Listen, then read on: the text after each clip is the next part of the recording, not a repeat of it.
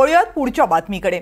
महाराष्ट्राचं आराध्य दैवत छत्रपती शिवाजी महाराज यांनी आग्र्याहून सुटकेवेळी लाच दिली होती असं विधान अभिनेते राहुल सोलापूरकर यांनी केले।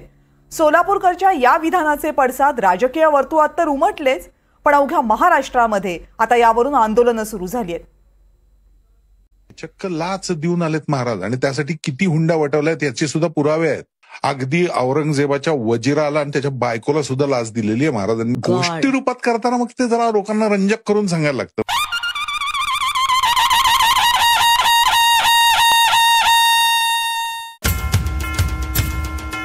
ज्या शिवछत्रपतींना अवघा महाराष्ट्र दैवत मानतो, ज्या शिवछत्रपतींनी मुघलांना नामोहरम केलं, त्या शिवाजी महाराजांबद्दल असं वक्तव्य झालं आणि महाराष्ट्रभरात संतापाची लाट उसळली।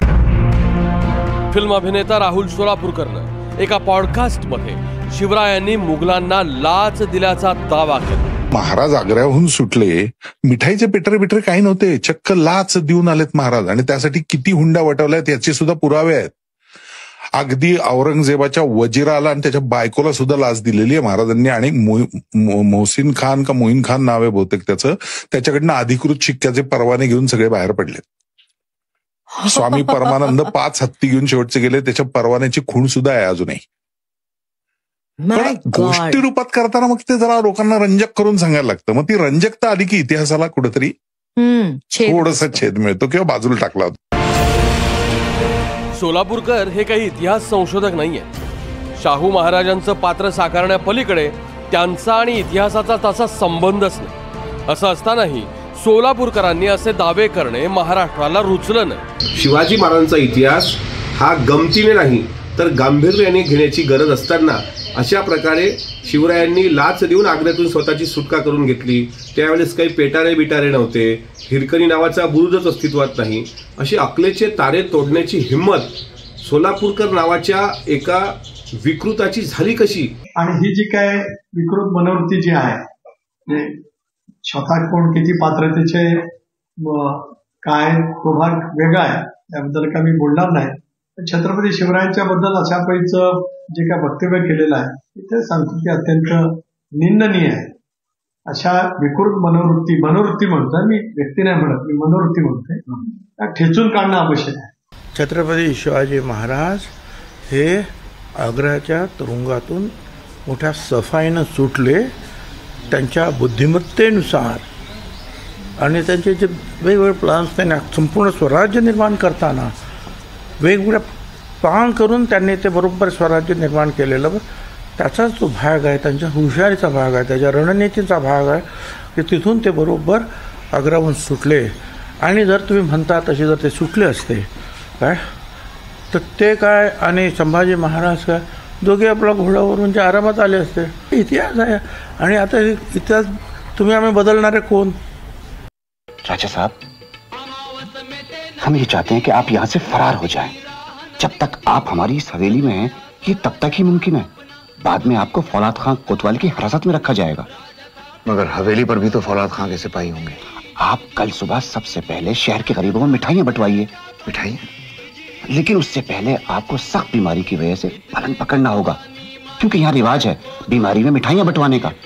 रोज यहाँ से शहर की तरफ आपको बड़ी बड़ी डालियां जाती हुई दिखाई देंगी। शुरू में सख्ती से मुआयना होगा, बाद में पहरेदारी के आदी हो जाएंगे।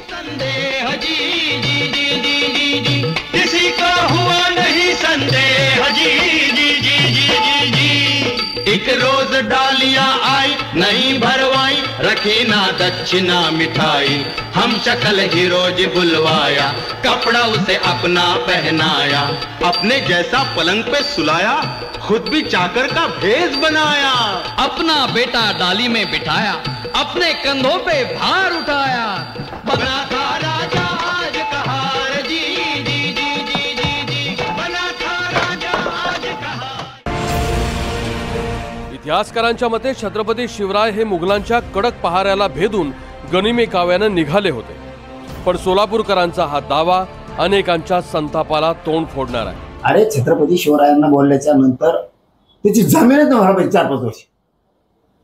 डॉक्टर बाबासाहेब आंबेडकरांवर बोलल्यावर, अहिल्यादेवींवरती बोलल्यावर, अण्णाभाऊ साठेंवरती बोलल्यावर जेवढे महापुरुष आहेत जेवढे काय परत काय नाही नाव घेतले काही म्हणून आमचं नाही घेतलं. जेवढे महापुरुष आहेत यांच्यावरती जर कोणत्या जातीचा माणूस बोलला, कोणत्या धर्माचा बोलला ना, जेलला टाकला गेला, जामीनच नाही झाली पाहिजे. असं काय तर पाहिजे.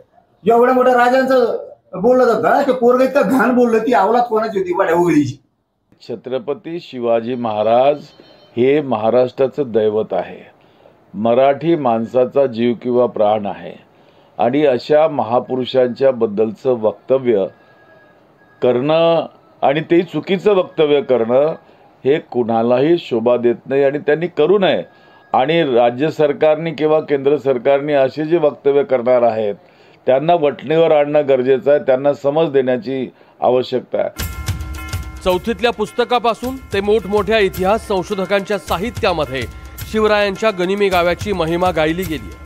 आग्र्याच्या किल्ल्यामध्ये राजेंनी मुघल सरदारांना नजराणे दिल्याचेही उल्लेख आहेत, पण त्या नजराण्यांना लाच म्हणण्याचा करंटेपणा कोणी केला नव्हता. मुघल बादशाह औरंगजेबानं तर राजेंच्या हत्येचे आदेश काढले होते. त्यासाठी राजेंना सलाबत खानाच्या हवेलीत नजरकैदेत टाकले होते. त्या 64 दिवसांच्या नजरकैदेत राजेंचे सुटकेचे प्रयत्न सुरू होते. त्यासाठी त्यांनी मुघल मनसबदारांना आपल्या दिशेने वळवण्याचे प्रयत्नही केले. आपल्या मनसबदारांच्या सुटकेसाठी औरंगजेबाला खलितेही लिहिले. आजारपणाचा बहाणा करून रयतेला खैरात वाटण्याचा इरादाही व्यक्त केला. आणि बंदोबस्ताचं कळस शिथिल होताच मुघल सल्तनतीच्या हातावर तुरी देऊन लहानग्या संभाजीसह त्यांनी स्वराज्यही गाठलं. आता इतक्या मोठ्या पराक्रमाला राहुल सोलापूरकर जर लाच देणं म्हणत असतील तर कमाल आहे. आम्ही इतकंच म्हणू शकतो, महाराज यांना माफ करा. Bureau report, NDTV Marathi.